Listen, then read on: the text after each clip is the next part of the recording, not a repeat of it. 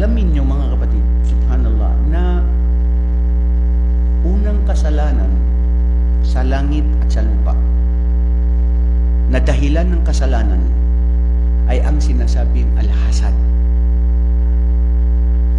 Unang kasalanan na siyang naging dahilan kung bakit nailabas sa paraiso itong si Iblis dahil doon sa hindi niya pagsunod sa Allah na siya ay magpatira pa kay Adan.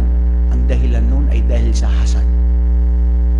Dito naman sa kalupaan, ang unang kasalanan na nangyari ay noong napatay ni Kabil ang kanyang kapatid na si Habil, na sila yung mga unang anak ni Adan, at ang dahilan nito ay dahil din sa al-hasad.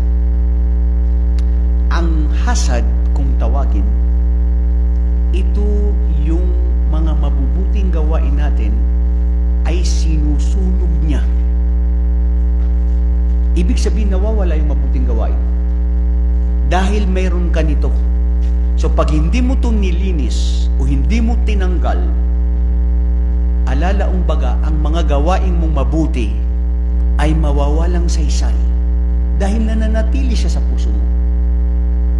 At ito ang sinasabing inggit o selos o hindi pagkakontento o pagkapuot na hindi ka nasisiyahan o ikaw ay nakakaramdam ng hindi mabuti dahil ang kapwa mo, kapatid mo o kahit sino sa mga nilalang ng Allah na binigyan ng mas maraming biyaya kaysa sayo na yun ang tingin mo na hindi mo alam, mas marami palang biyaya sa'yo ng Allah, hindi mo lang nakikita. Ang nakikita mo yung iba na tao at nainggit ka doon, nagkaroon ka ng sama